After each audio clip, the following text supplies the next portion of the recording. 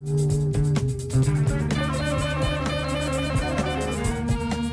welcome to the 3-year anniversary of Never Iron Anything Comics Review podcast. That kind of flew by. It started as a lockdown project, but we continue on regardless. Not locked down anymore. I'm joined, as is normal, by comics reader, collector, creator and raconteur, Mr. Alan Henderson. How you doing, geezer? Greetings. Not locked down, but you're still tied up. Yeah, I wish. It's going to be a sort of gentler one this week. We haven't got a specific book to talk about. We're just going to sort of have a think about what we've done so far. Al's been on, of all the guests, the most. I think you worked it out, didn't you? 30 odd times you've been on, is that right? I've appeared, well, if we include the Nottingham Comic Con panel with Roger Langridge. Of course. I've been on 32 of the, I think it's 144 episodes. That, I think you're right, my friend. Put out. Yeah, that's right. So 22%. There you go. There you go. Good stuff. Very good. Now, we started on the 27th of March 2020. There's been, including this one, 145 episodes, 40 guests, what turns out to be 180 hours.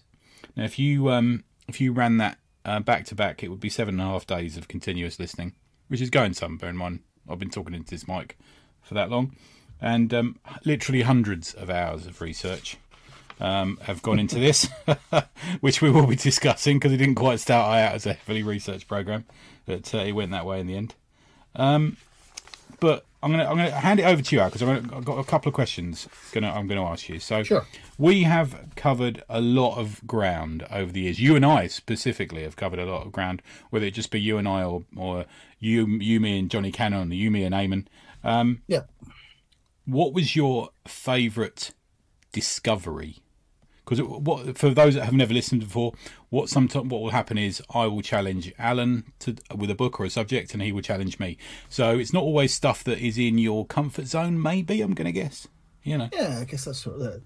So I mean, I'd split it into two things in terms of what the favourite discovery has been. Okay.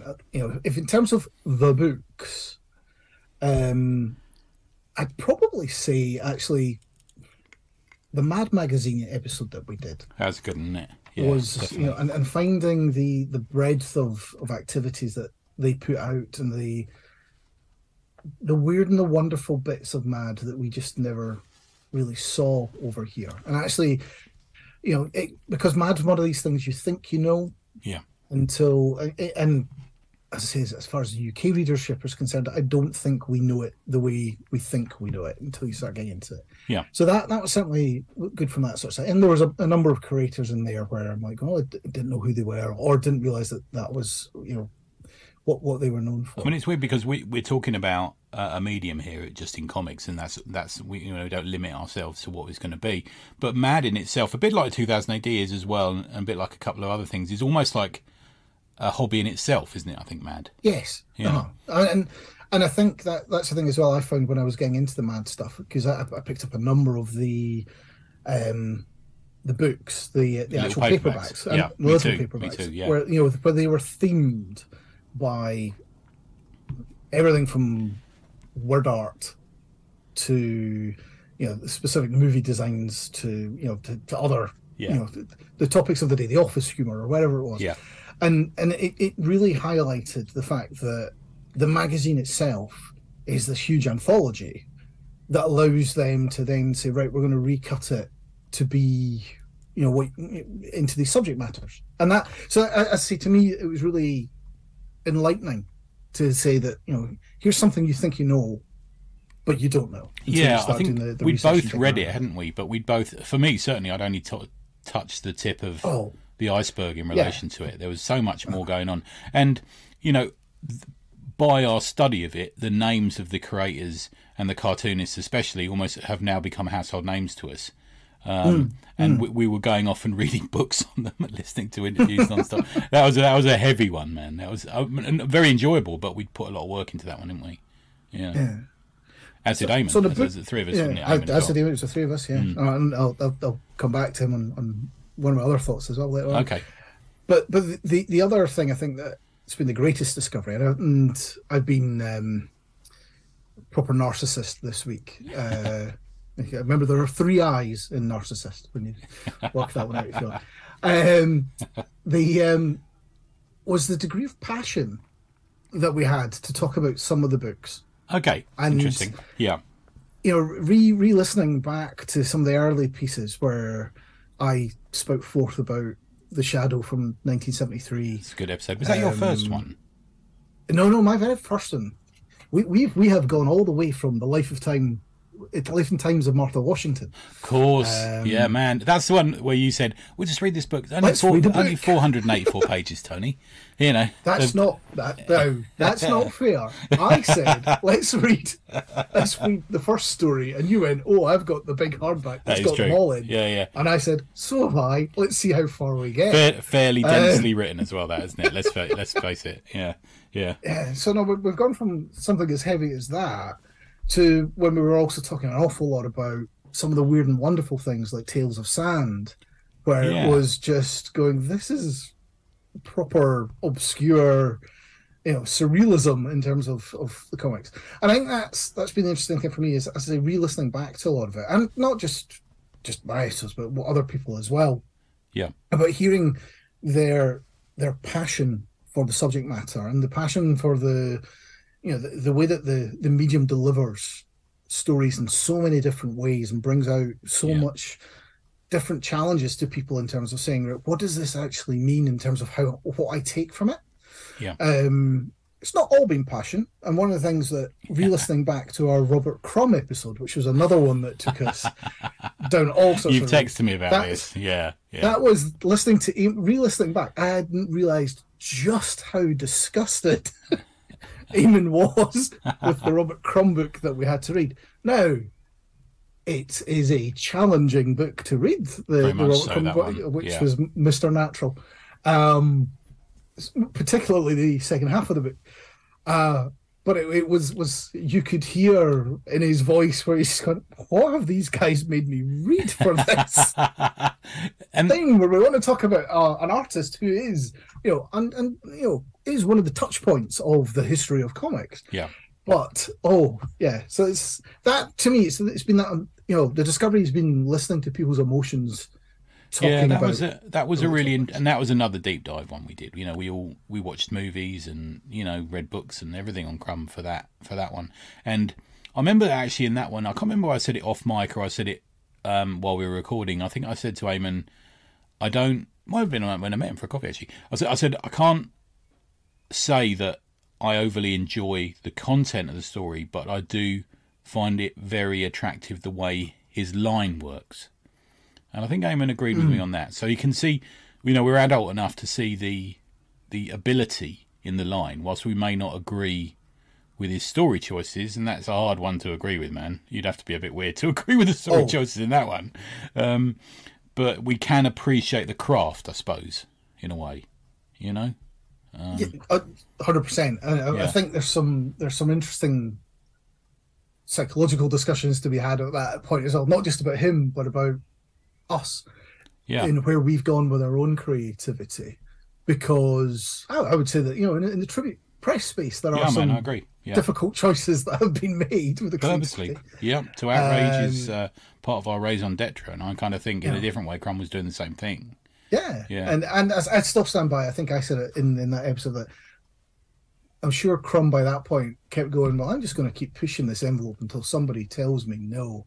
And nobody told him no, so he just went, well, I'll just keep going. But yeah, so he was also an example, and I've come across this a couple of times on this podcast, especially on this one actually, because we're kind of examining the creator a bit more than we do on the Awesome Comics podcast, is I began to actively dislike him as a person as well. Now, I think I talked about this with Tom Stewart on the last episode, which was a great and good dive into a personality as well as a comic, where I think I don't need to know so much about the creators. And I think we are, as fanboys, we are quite rabid, aren't we, about knowing about the creator. And I think sometimes we don't need that anymore. I think we know enough sometimes. Yeah, I mean, and a lot of that comes down to that, where do you split the art from the artist? Yeah, exactly. At what point do you stop listening to Rock and Roll Part 2? Yeah. At what point do you, and there is a line there about saying, how much do I need to know? There are obviously certain lines where you go, actually, you know what, I don't want any more money to go into your back pocket, so I'm going to Yeah, step I've away done from you that. regardless. I've done that recently, actually. Yeah, I think but you have to. I don't think you can do it as a reasonable human being. I don't think you can do it in any other way than a case by case basis. mm, I mm, think you can. Some people, I'm sure Elton John's had these rather horrible moments, but I still will listen to Rocket Man, and think it's a great yeah, song. But I personally can't listen to a Michael Jackson song. Put it that way, just to move it out of the way. So I yeah, don't have to slag any comic creators off. But and there's a question coming later where I'm going to name someone who I think is probably slightly objectionable. But yeah, it's interesting, isn't it? I think to get it back to you again, man, if you don't mind. I think we've talked about the discoveries we've made during it. One of my favourite episodes is when I got you to read 2 issues of the Avengers. Now Taskmaster. yeah. Now I really like that because you're not an Avengers guy. You're not like you do read some Marvel, but you're not a super Marvel guy. Yeah. And it was full of sort of like Jocasta and all these sort of characters. You're like, I don't know who these people are.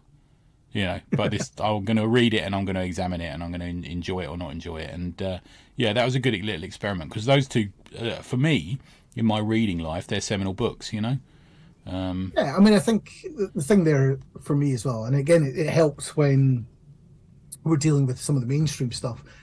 It was George Perez. Yeah. So you're going in. You got that little touch point, haven't you? It's George Perez. There's lots we can talk about with George Perez and look at him and stuff. And at the same time, so I think there is, maybe this is we're straying into some of the later things we want to talk about. There was an accessibility to 1970s comics. Yeah. Where you can go, is it 70s or 80s for Taskmaster? It must be 70s. Where you can go, I'm just going to pick up an issue and read it. Yeah. And can get into it and enjoy it, and that's it. So I think that it was really interesting from that side of things of just going, there's a lot of this I can pick up. I'm missing some of and any team book from any of the major companies, you're going to miss some of the subtleties because you just don't know about the relationships that the characters have with each other that have been built up over the previous 100 issues or whatever it was. Yeah. So what's been your greatest discovery? Yeah, this is easy for me. It's totally easy for me. It was George Pratt. It was the War Idol, Enemy Ace War Idol that you got me to read. Yeah, I absolutely fucking loved it. Yeah, just there's we don't get it often these days, do we anymore? But we do have those moments where we discover a book and it's it's an emotional memory that will continue to go on. I've mentioned it a couple of times on here before, where I was on the worst holiday of my life. I was I kept sending people pictures of me just standing in the rain in a waterproof coat. And I got we so were much so that the gas fields of World War One were to be more enjoyable than standing on the beach. Like a warm fire sitting there reading it. So I sat on the beach in the hour that it hadn't rained. And read that book on my own along a stretch of beach where there wasn't a human being in sight, and the skies were grey, and I was, it could have been the trenches, and I read this book and it was a revelatory, and I'm now an absolute massive fan. I went and read the other stuff he'd done. There's not much by him actually, to be fair, is there? No. And we will occasionally swap pictures, won't we, from his Instagram and stuff. From his Insta, that was a real moment for me, mate. And I think a comic has the ability, unlike other things, perhaps in a different way from other things, to bring back an emotional response, and that one certainly did. And I've been doing a little bit. I reviewed a war book this week on the ACP, and I've been feeling that era of First World War, Second World War is a really great ground to work on, and I don't think people pay enough attention to it. But yeah, that was an incredible one. Really, really good. Yeah, I'm glad you put that. I think I've got you 4 times with a book that you've never read before. Right. For a lot of the other times, it was either a book you'd read before or you'd certainly been around the edges of it. So it was Silver Darlings. Yeah, I like that. Was one of them. Yeah. The Johnny Cash book by like that. Reinhard Kleist. And I know that led you on to also read the Nick Cave book. Yeah, he's got a Bowie that book he out. did. Hasn't he just come out, I think. I think it's out in a couple of weeks' time. Oh, is it? Oh, I think they got. Yeah, they're Gosh are doing a doing a signing, aren't signing. they? Yeah, yeah, Because they're going to send me a tipping. Well, I say they're going to send. I have purchased yeah, yeah. a copy from them so I can get the tipping book.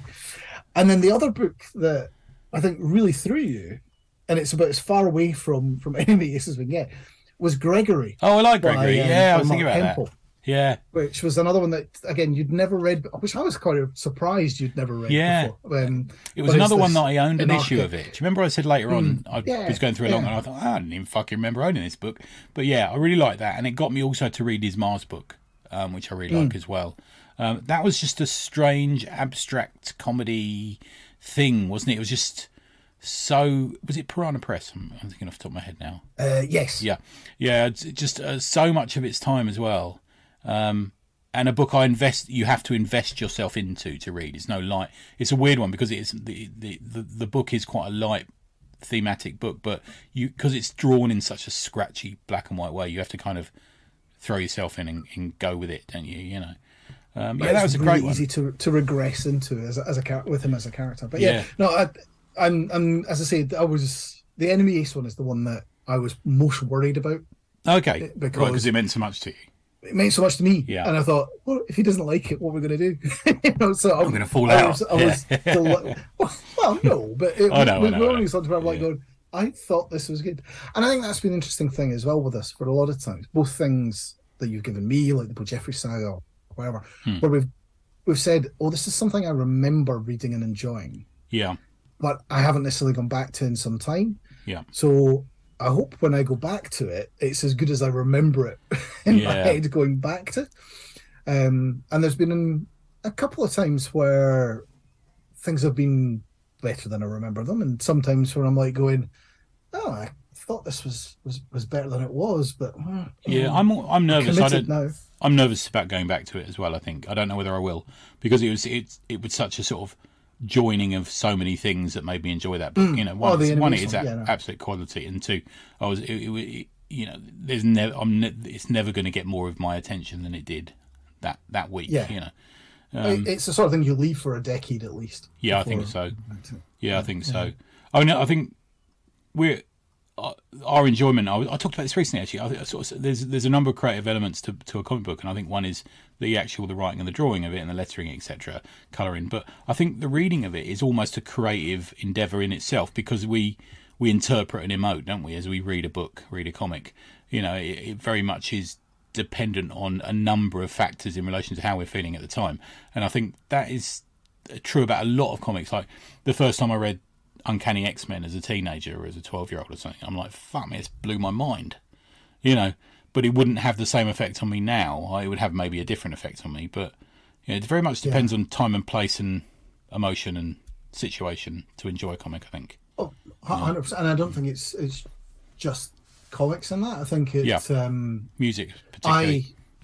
Well, I was also actually going to say, but getting sketches from creators through Comic Cons, often the story that goes with meeting the creator is more important than the actual drawing itself that they do, or it certainly adds.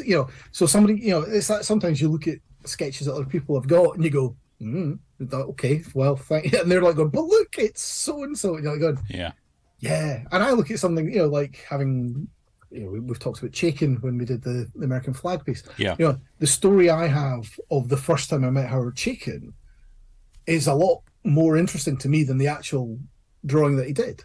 And that, and how that all ties together then when I go back to read books by him, and then thinking about that story in my head as well as to, and you talk regularly about your interaction with Chris Claremont. I like to stick a knife in there. Actually, that those sorts of interactions with the creators can give you, they give you baggage to take into reading the next book by that creator. And let's face it, we're in that times 1,000 at the moment, man. I try not to look at the Twitter accounts of people I really admire. Because I know they're going to at some point make an arse of themselves. It's interesting. Yeah. Well, while we're on it, let me just give a readout. So, as I said, we have had, how many did I say? 40 guests. So I'm just going to read out the names. Just to give them a name check on this 3-year anniversary. Eamon Clark, Tom Stewart, Ian Ashcroft. That was good. Ian and I got into a book from our episode, which is very cool. We're in Kiss My Axe, as mentioned. Mr. Cumber, Peter Hogan, which was a little bit of a surprise for us, wasn't it? That was a shock. Yeah. I asked him a question about the book, and it turned into me inviting him on, and then me going, "Oh fuck me, I've invited him on. I need to tell Al." You know, it's like one of those. Simon Russell, he's always great. Dave Robertson, who's a regular. Steve Ingrams, Adam Falp, was on the first episode. Sarah Harris, she's been on a couple. Roger Langridge, Johnny Cannon. Johnny's great. You know, Johnny brings a wealth of research and knowledge about it. On it, Mr. Butcher and Mr. Hunt, if we've talked about in the ACP this week. Rich Sheaf, the Don, Mike Sadaka, John Thomas, Pete PXD Davis, he's a good lad. Damien and Helena Edwardson, she just texted me. Steve Sims, which was the Usagi Jimbo episode, which was great. Alan Purdy, he did Hitman with us. Daryl Thorpe, Rachel Lee Carter, and I liked Rachel's episode where we did a dramatic reading of the comic we're talking about. Rachel's great. She's like wacky great. Roy Donald, really good. Ken Reynolds, Miss Ken, I haven't spoken to Ken for a while. Bob Fingerman, hold this call cooler because we might be getting him back on. He texted me this morning. Chris Sides, James McCulloch, Pete Dory. Pete's another great one, isn't he? He's like us. He's like an old bastard who's got he's got a lot of love for the medium. Seen it all. Yeah. Good old Dave Kennedy, Adrian Hashimi, which is a really interesting one. He's one of my best friends from New York. Mr. Rackley, Aaron Rackley came on. John Ottaway, clearly also not a murderer. Stuart Moraine, I spoke to Stuart for a while. Jason Wilson, who's just got Coldface, that's come out, it's arrived through my door yesterday. Pete Watson, always great. Earth 2 podcast, one of my favourites. Go and have a listen to that. Gary Hill, Russell Mark Olsen, and that is it. And your good self. So just give him a name check there, man. I thought that might be a good one. Now, one of the other questions I had for you was your favourite episode by someone else. And I wondered whether you had an answer for that one. Ooh. So I'm actually going to bring back Mr. Clark again. Okay, cool. The discussion that you and he had about EC Comics and the fact that Bernie it led you Krigstein. to buy machinery on how to do lettering. Oh, yes. It's sitting there. It's on my mantelpiece downstairs, that. Yeah, it's lovely. That's the sort of thing where I was like going, yeah, I can see myself doing that. Going, oh, look, there's one of those. And then going, what was I supposed to do with it? It wasn't expensive either, and it's complete. I did all right there. So now that, again, because that was one of the first episodes where I felt that I was phoning it in, or my own episodes, because I'm like, these guys have spent how much time and effort doing the research? I read books on. I think I worked it out and read nearly all of EC's output for that episode. Yeah, and having read a few EC books, we talked about dense reads early on. They are some of the most dense reads. Yeah, there's a lot. There's a lot in a single issue for them. Yeah, there really is, and a lot going on story-wise. To keep in your head. Yeah.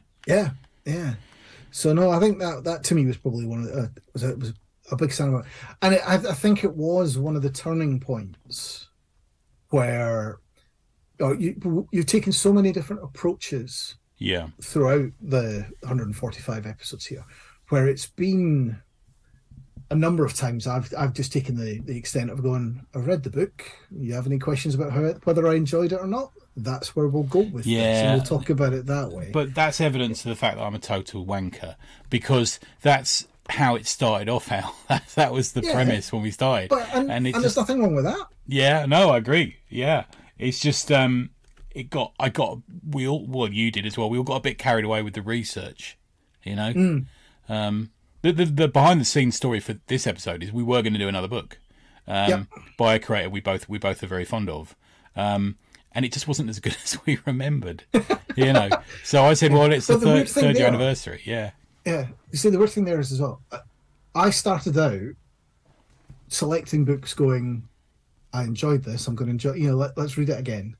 While I'm now at the point where the reason I selected the book that we're not talking about was because I went, this will be a good subject to open doors to talk about other things rather than the book itself. We haven't And really suddenly talked about we're- the writer from that one, and he's got Yeah. you know, a breadth of really great work out there. Yeah, and we'll get round to them eventually. We I'm just sure. need to find a different route in. Yeah, good point. But I think Yeah. that's been interesting about saying, you know, where does, you know, what and there's an interesting thing here as well, which goes back to our how much do you want to know. There is something about looking behind the curtain. Does it spoil things or not? And Yeah. the way we've tried to do, or certainly the way I try to do a lot of the studying for these talks, is not get into too much about the creative side of things, because there is that, you know, when when you see sausages being made, you don't want to eat sausages anymore. It's true. Yeah, there's something about that. But so the balance has more been around saying, you know, what's a bit of the history of the subject matter or the history of the creators. Yeah. So as I say, being the narcissist side, when if we take us all the way back to episode 46, when we discussed the Shadow number 1. Yeah. If you actually listen to that, I think we do our usual talk for about an hour 10 or 20, something like that. Yeah. It's 45 minutes in before we actually talk about the book. Oh, okay. Because we do a whole history of the character, and we do a whole history of it, you know, and so that's sort of the fascinating thing, where it's just like, yeah, how do we get into this? Yeah. While for others, where we went, but I think, I don't know, Domu, we just jumped straight in and said, let's start getting into it. Yeah. But I think that's one of the problems, and I had this later on, but I think it's a good time to talk about it now, is the state of, I don't want to call it journalism, but the state of comics podcasting and commentary is, I don't hear anyone talk about the comic anymore. You know, it doesn't, they don't even talk about the events that are happening in the comic. It tends to be just about the creators, you know, and, you know, what they're up to next, whether they've got a film deal going, you know, how many books they've got on the go. There's very few out there, EOC, ACP, you know, as exceptions, but it just doesn't, comics journalism doesn't seem to, one, talk about the actual comics, and two, approach it with a critical eye. And that's what I wanted to do. I mean, we haven't been happy with certain things. We pointed out criticism, but there still remains a love for the medium, you know, on this, I like to think on this podcast. But I don't think anyone seems to cast their eye over it properly anymore. You know, what do you think about that, man? It's because, well, number of things. One, people are reviewing the wrong things for themselves at times, I think. Right. And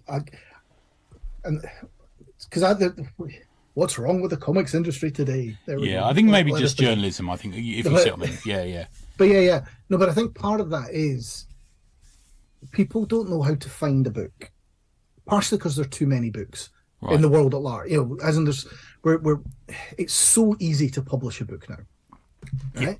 Yeah. Any 2-bit penguin person could do it. It does mean that how do you find what is the right thing for you? How do you discover it?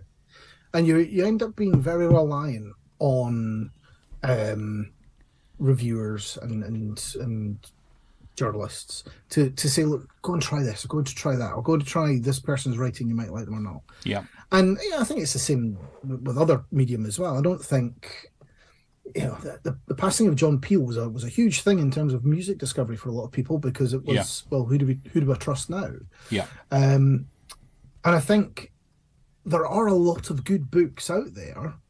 You just don't know how to find them because the people aren't present. You know, people end up being very narrowly focused on their own thing, and because a lot of people who are doing like the podcasts alike feel the need to produce content. Yeah. So you take the path of least resistance, which is I'll just keep talking about the things that I know about. Yeah. And not bother going to try to discover anything new. And also, I want to be popular, therefore I'll say the most popular view possible as well. I'll play to my audience. Yeah. That's the only way that I can continue to stay on whatever rankings I need to be heard or read or seen on the website, whatever. And so that people will keep sending me things to review. Yep. And I just think it really starts to fall down on itself on that side. And And it's, I'm as guilty of this as anyone else, in that I I used to really enjoy reading previews and going through all the bits to try and find things that I'd never, Yeah. that I wouldn't necessarily. I haven't picked up a copy of previews in I don't know how long. Yeah. And part of that has also been because my shopping habits have entirely changed. Yeah. Which relates to another story you put out in ACP the other week there about the Yeah. quality of some comic shops versus others. Yeah, I know.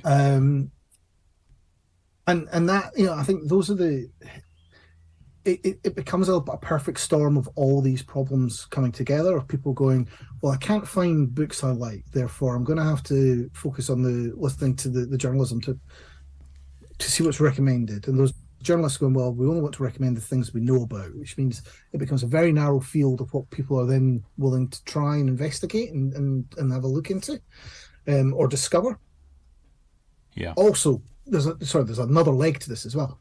The cost of things now means that taking a punt is just we've talked about that on the ACP recently, and it's just jumped up again, isn't it, as of this week? 22 pages for $4.99, which is going to be what, £4.90 in some London shops.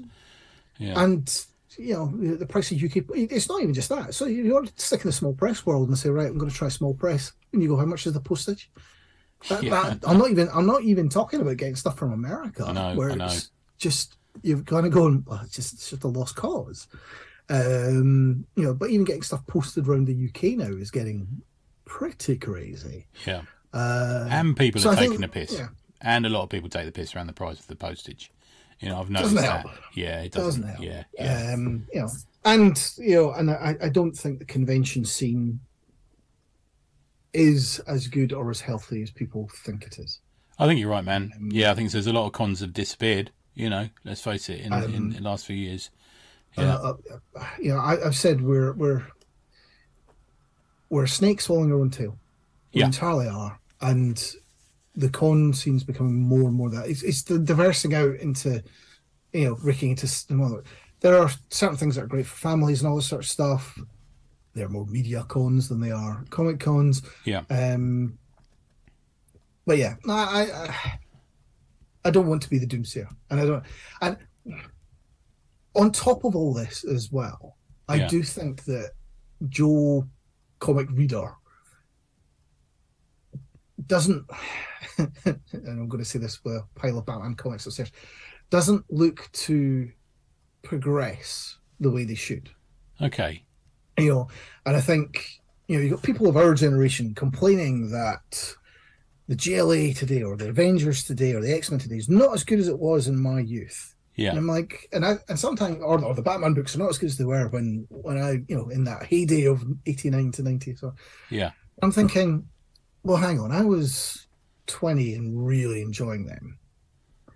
For all I know, 20-year-olds today could be reading them and really enjoying them and enthuse about them in 30 years' time. There's distinct possibility that might be the case. And it's just that I am not that target audience anymore, and I should have moved on to something else.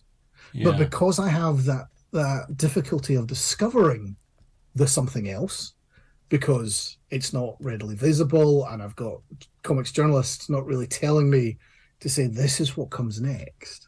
I think it's really easy when you're very, it's probably quite easy to go, well, here's the comic in the supermarket that's meant for the under 8s, under 10s. Yeah. Then there is YA, so we can actually get people to progress to that, and then from YA we can take you to these books. And it's again because Vertigo's gone away.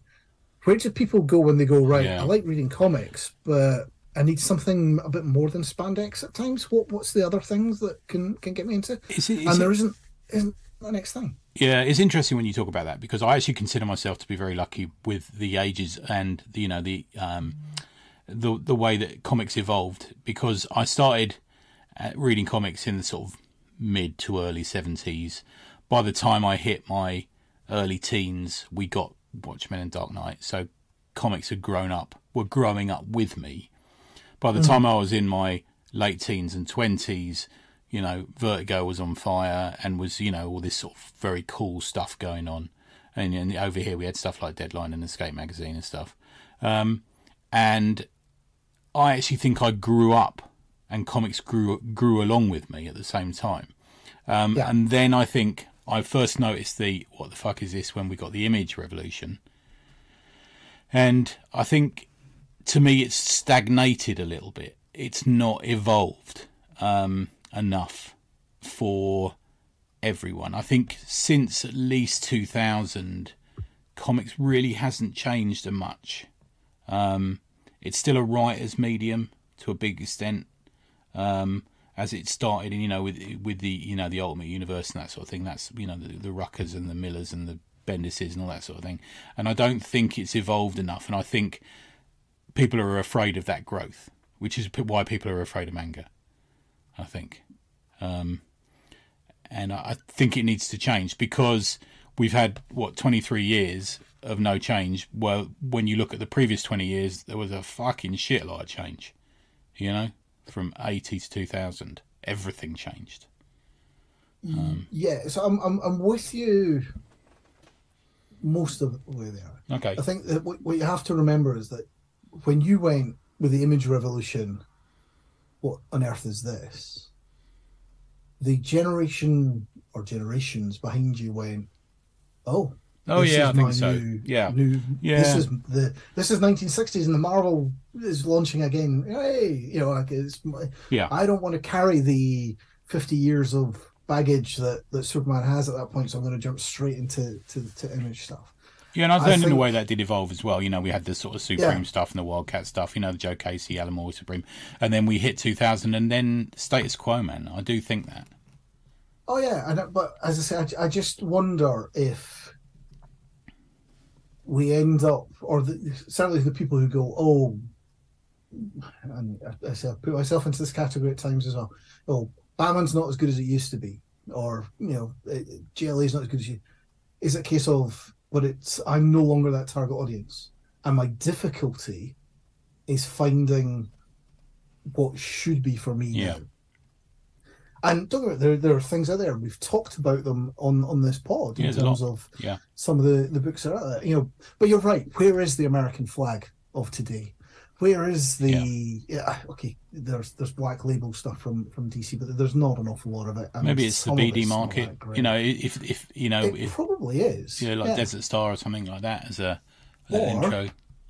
It's the manga market, where it's the things that it probably exists in the manga market, but we either don't get it translated into English, or again, my whole point about how do you find. There's so much manga. How do you find the bits that are for you? Yeah, I know. Yeah. It's like walking into a record shop for the first time and going, there's 10,000 records in here. I'm going to love 50 of them. Yeah, and you know how we find it? We find it by good people in comic shops and good comics journalism, two of which are in certain areas, not in every area, but are in certain areas lacking. Yeah. Very much so. Yeah. Very much so. I've got a question I was going to ask you, man, and I didn't prepare you for this one because I wanted to drop it on you. And it's kind of like on the tails of the fact that we've been through quite a tumultuous period of, ups and downs in the comics industry, even if it just be being locked in and ordering stuff. And, I don't know if you were like me, but I ordered quite a lot of comics during that first lockdown. Yep. And it gave me a chance to sort of survey my collection a little bit and look around me and, Longbox Mountain and all this sort of thing. And I had this question to ask you. So you and I have both dedicated a lot of our lives to comic books, right? A lot of our private time, a lot of our thinking time, a lot of our social life is comics. Yep. Has it been worth it? Oh, yes. Yes. Okay. Very much so. Yeah. And why do you think so? Because of the sheer enjoyment that you've made out, or I've taken out of it. There's been emotional impacts that come with a lot of the things that I've been involved in, both from a reading and a creative side. The connections that it's given me to people that I never would have met otherwise. Some of which you spend more time trying to get away from than actually spend I mean, time case in with. point But, is you and me, dude. I mean, if it wasn't, we would never you know, met otherwise. well, we've actually been at the same events internationally and not spoken to each other before, you know. Well, So didn't know. Because at that point we didn't know. So no, I think, you know, in terms of overall, is it all worth it? Yes. I do wonder if there was a sliding doors moment for all of us at different point. You know, I could as easily have become a avid supporter of a particular sport, yeah, aged 14 or whatever, and gone, oh well, that's, you know, I'm not going to spend my Saturdays hanging around the comic shops or whatever. I'm going to spend them hanging around. I'm going to see Partick Thistle play or something. Yeah, you know? I get you. More of an egg chaser myself than a football fan. All right, okay. But you know, so I would have gone to watch Bournemouth play rugby, but and you know that could quite easily have seen that as an option, and that would have equally made those connections with different people. You'd have had all this sort of stuff, and so no, I think it is worth it as long as you're enjoying it, and you know, you've taken enjoyment out of it in the past, and you've got stories, and you've met people, and you've got you know just life from it. I've got a funny thought on this. So I think it is, although I do thoroughly believe I've been over obsessive. You know, the amount of times when my wife's telling me off and all I'm thinking about is Spider-Man or something. You know, but but if you played golf, would that be any different? No, I agree, man. Yeah, and I think comics is better than that. And this is my reasoning, is because it is enriching, and it plays so much on the functioning side of your brain, where you work stuff out as you're reading a comic book. So it's in many ways, some comic books are a puzzle between panels, aren't they? And also, that creates a sort of problem solving. I think it creates an artistic area of my brain, and it develops that. And it also, I extrapolate the stuff that I find, I often use my imagination in my day job, present and previous, as a way of coming up with solutions for things.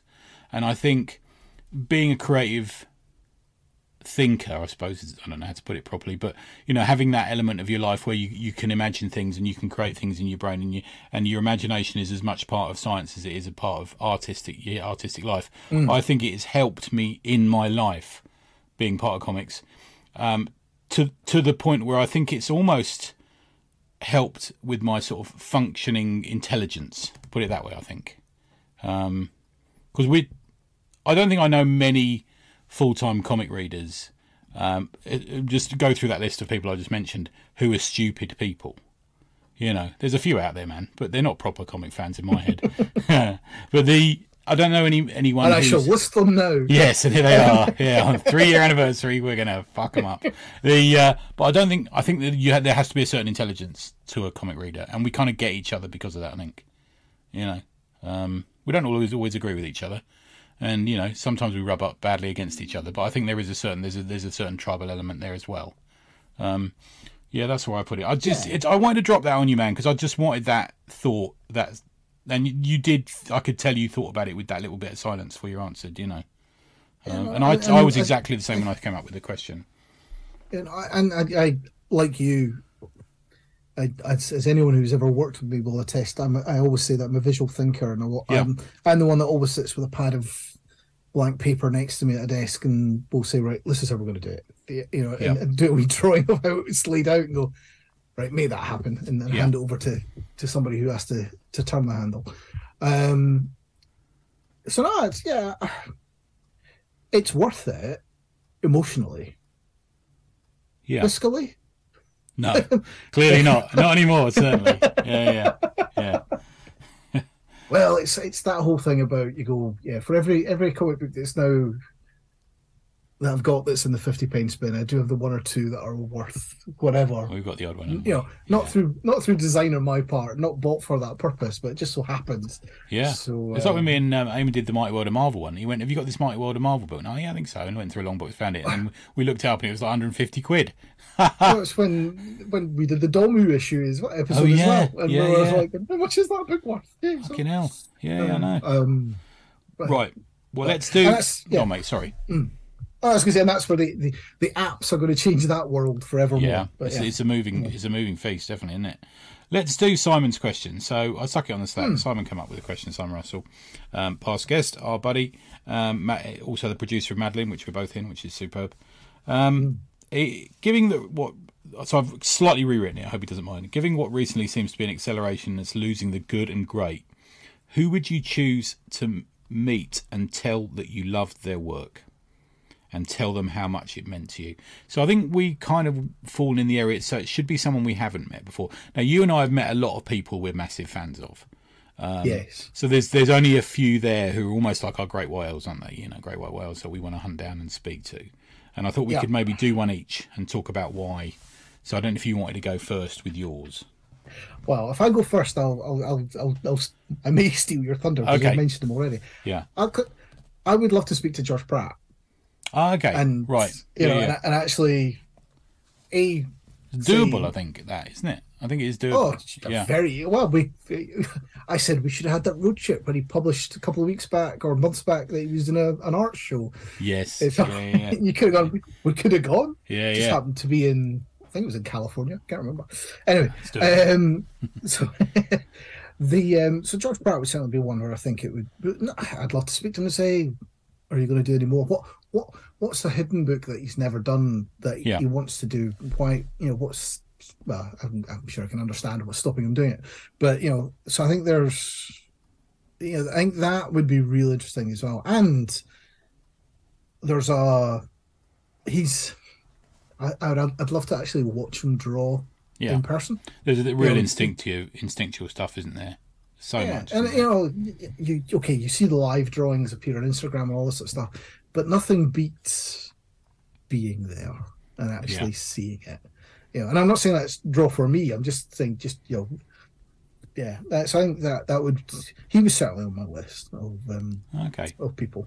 Right, my first one is an easy one for me. It's Doug Munch. Doug Mensch. You've mentioned him before, yeah. Yeah, I mean he's 75 now. He's just had his 75th birthday.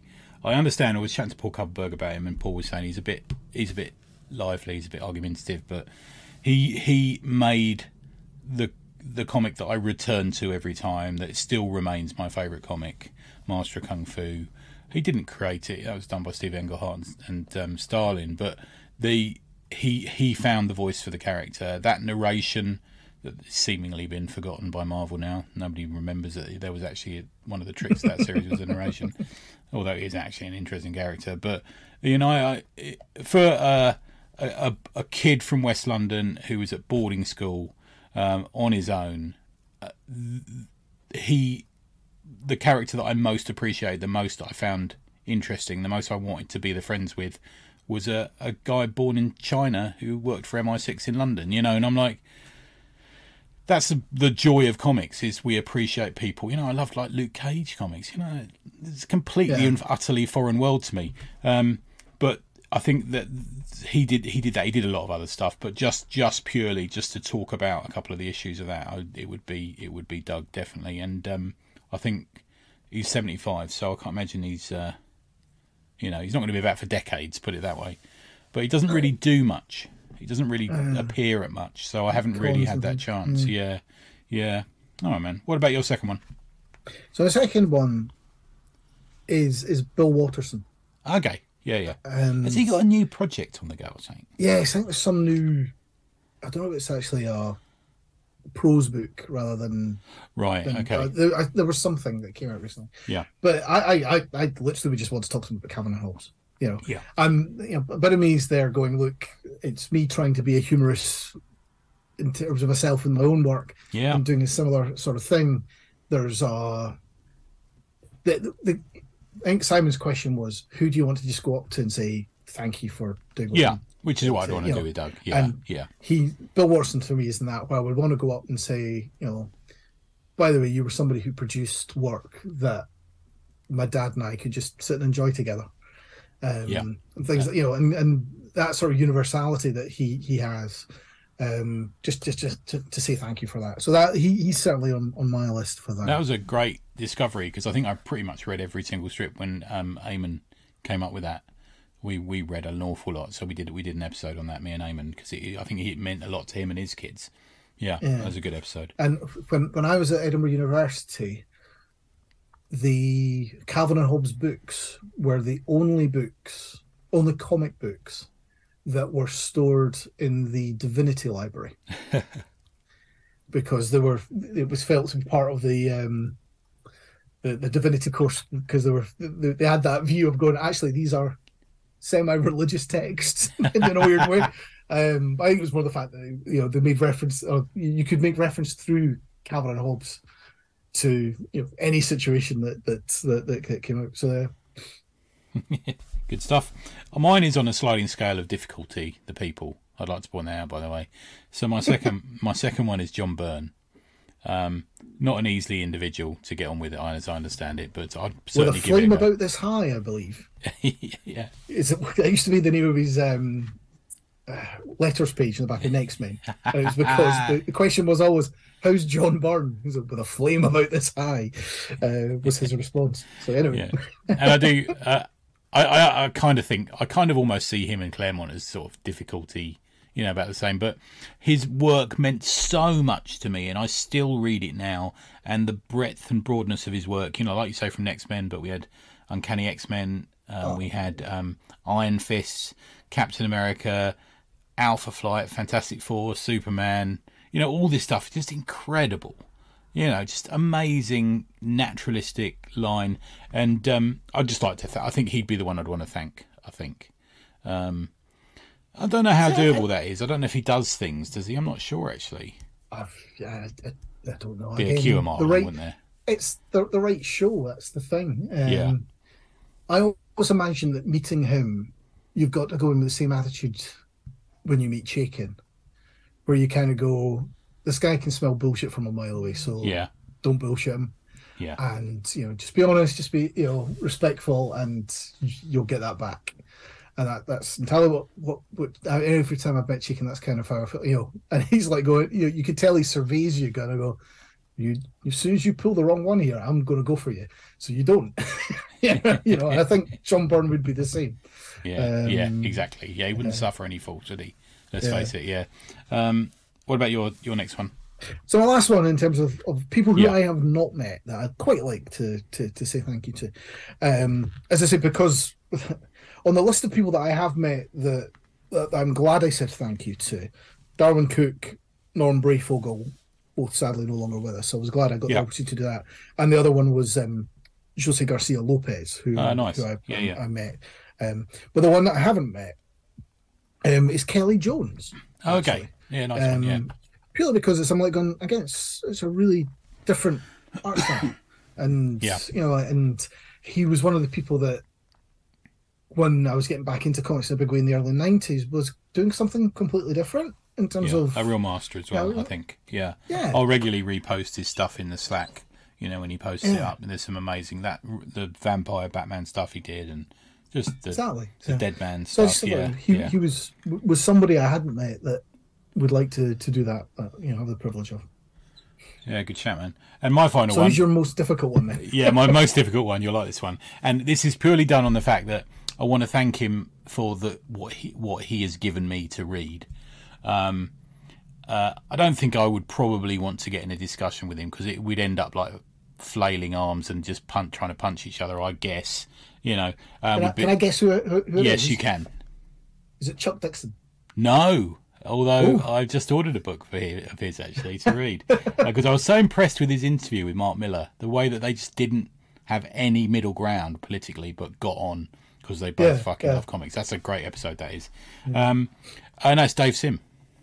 Dave Sim, all right. Yeah. Okay. Yeah. Dave, I think Dave Sim actually does...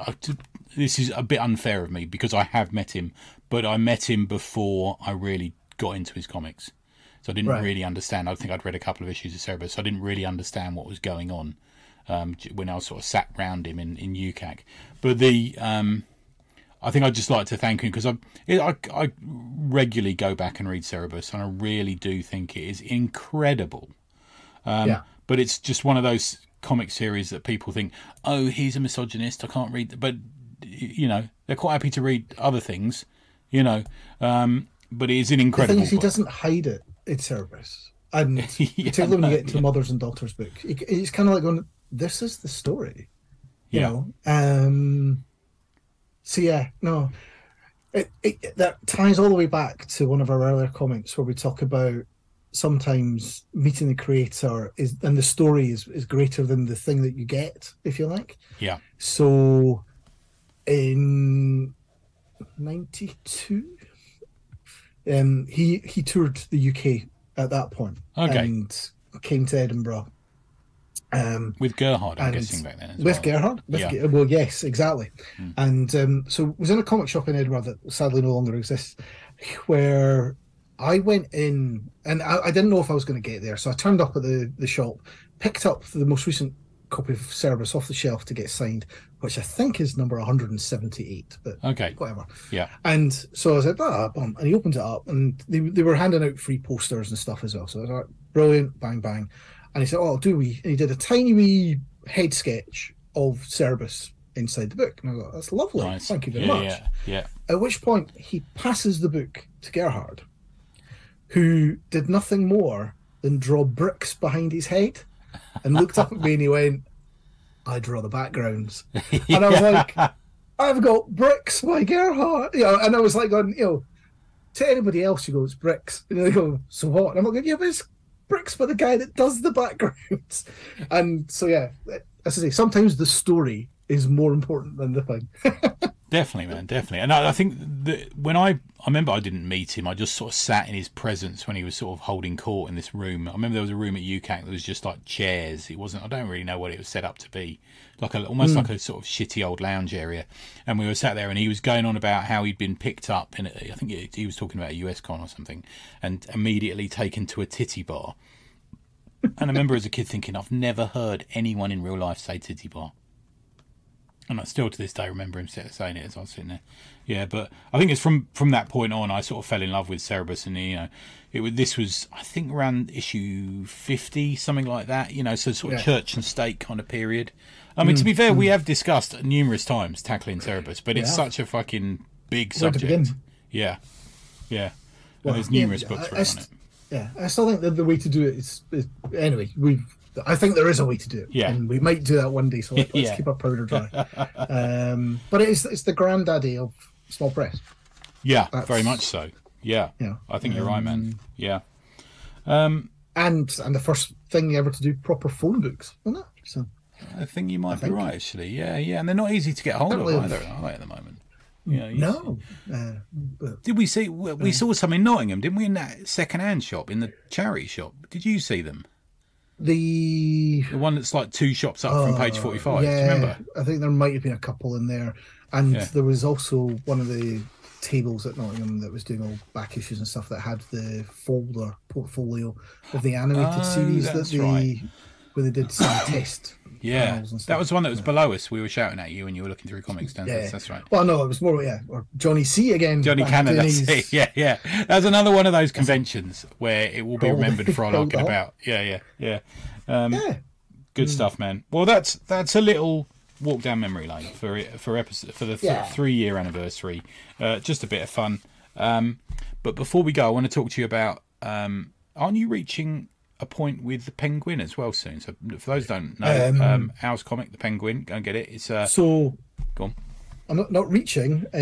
Technically, it was the 23rd of March, or in terms of publication online, it was maybe a week or so prior to that via other things. Right. But no, the Penguin has now gone through its 10th anniversary of its first appearance online. So there's a lot of water has gone under the bridge, and that. Yeah, I mean, my creativity has slowed right down over the last 6 months in terms of actual producing new strips and new things. Ah, you're still cracking on, there's 2,500 of them out there already. You can recycle and people seem to be enjoying the repeat, not necessarily spotting that there are repeats, because there's always been new readers coming in, which has always been I never great, spot the repeats. I got to say, I read them every day. Yeah. Well, if I started re-showing you Calvin and Hobbes from 1988. It'd still be fun, wouldn't it? Yeah, yeah. You wouldn't notice it. There's one or two you say, actually, I'll take that one out. It's not as funny as I thought it was at the time. Right. But most of them, you can just keep going. Yeah, here's another. So no, Yeah. 10 years of it. I don't think there'll be 10 more years of it. But no, I want to try and at least finish the next book and kind of say, let's put a bow around it, because that'd be quite nice. For a while at least, maybe. Yeah. Yeah, and re-spark the energy a little bit. So no, it's been a privilege of getting them out there, and as I say, putting a smile on one person's face every day. That's good work, man. Yeah. This is kind of the hope that we try to achieve. And it's not as if you've been sitting on your laurels. You've got other stuff coming out. So I'm guessing you've done something for DUI. You've done something for DI3, haven't you? So the script's out there. I've not seen any of the artwork come back yet, but that's fine. We'll see that in due course. And yeah, there's we've got other bits. People should still go pick up That Comic Smell too. Yes. And the other DUIs, and Madeline, as you say. And Madeline, we've got a little essay in there, haven't we? Both of us. Well, a few of us, Eamon's in there.